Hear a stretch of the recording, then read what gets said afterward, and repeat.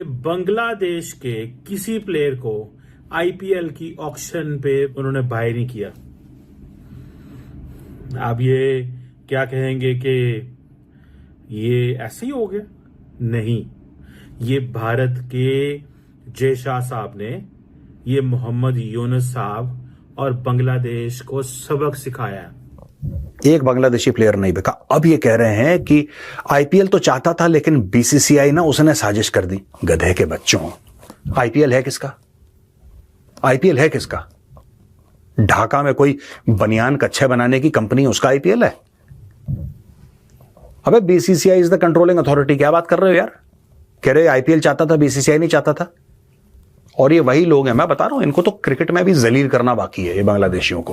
और वहां पर हिंदुओं के साथ जो हो रहा है उस चीज को लेकर बांग्लादेश के सारे प्लेयर जो है वो अंडरग्राउंड फैसले किए गए कि इनको उठाना नहीं है, इन सबको जो है अनसोल्ड जाना है। इस वजह से बांग्लादेश के सारे प्लेयर अनसोल्ड हो गए। हम जब मर्जी तुम्हें बाइकआउट कर दें, जब मर्जी तुम्हें निकाल दें, और हम डिटरमिन करेंगे कि तुमने खेलना या नहीं खेलना।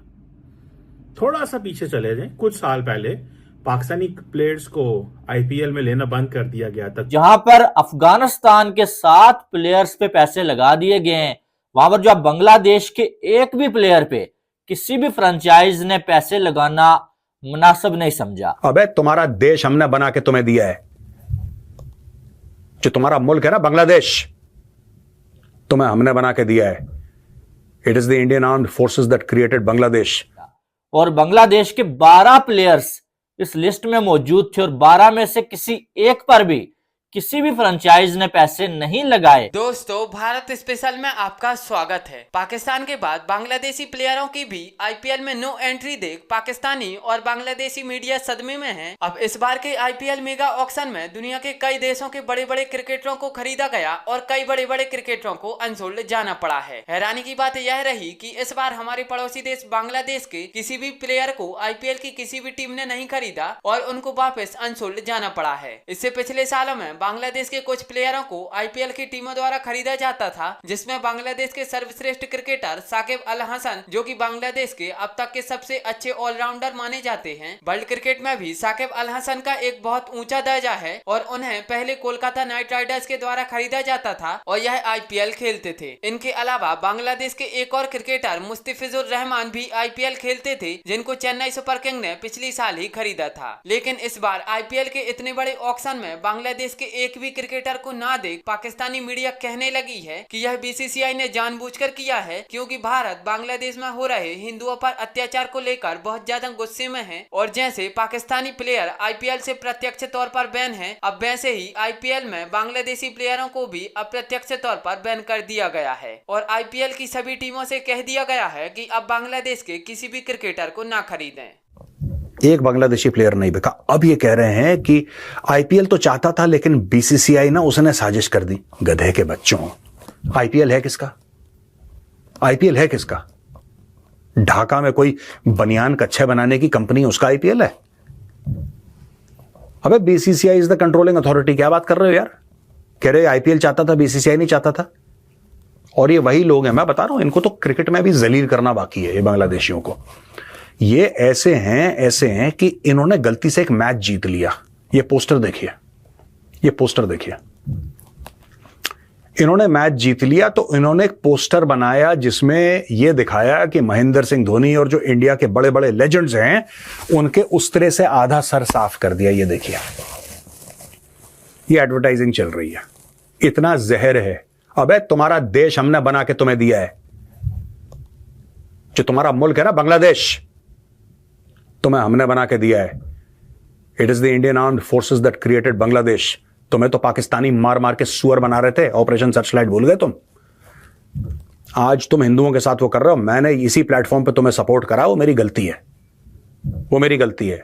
अब मुझे ऐसा लग रहा है कि हां, maybe the Pakistanis knew how to handle you, maybe they knew better than us, क्योंकि तुम यही जबान समझते हो। वहां पर रेमंड्स ने अपनी फैक्ट्रियां हटा ली, ठीक है जी। अडानी कहता है मैं तुम्हें पावर नहीं दूंगा। भारत धीरे धीरे चूड़ियां कस रहा है, धीरे धीरे चूड़ियां कस रहा है और भारत को और चूड़ियां कसनी पड़ेंगी।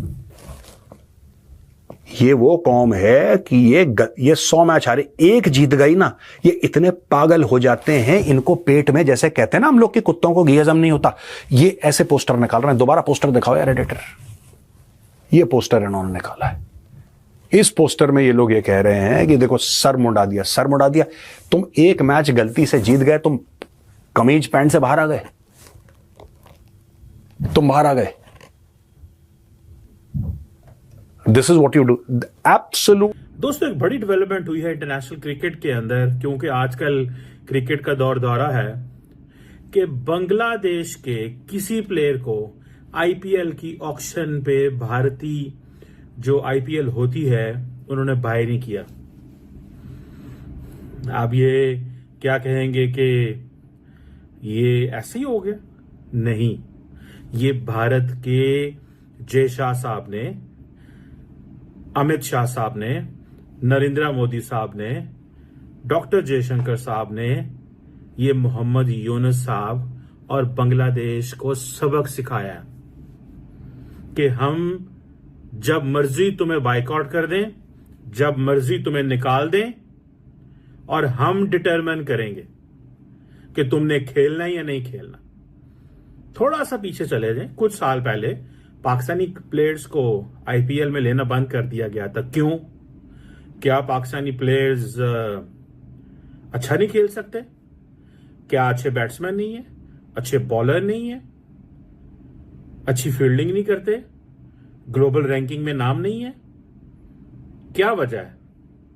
सिर्फ एक वजह है, India is using IPL as a tool for coercion. जैसे ट्रंप कहते हैं ना कि मैं जो भी हो जाए, जैसे भी हो जाए, कुछ भी हो जाए, जो भी हो जाए, जैसे भी हो जाए, कुछ भी हो जाए, मैं ट्रेड वॉर्स की तरफ जाऊंगा और मेरे पास हैवी टैरिफ्स लगाने का एक जवाब मौजूद है, क्योंकि ये सारी दुनिया जो है हमसे डॉलर कमाती है, कनाडा भी कमाता है। जैसे उन्होंने कहा जी 50% जो है वो हम टैरिफ लगाएंगे चाइना पे, बाकियों पे 20%, 10%, 25%, डिफरेंट। इवन के मैक्सिको धमकी लगा दी, कनाडा को धमकी लगा दी। So it means they are using trade as an instrument to change the behaviours of other nations.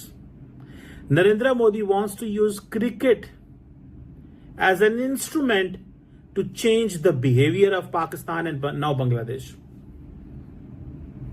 अगर ये लॉजिक नहीं बनती तो मुझे बताएं।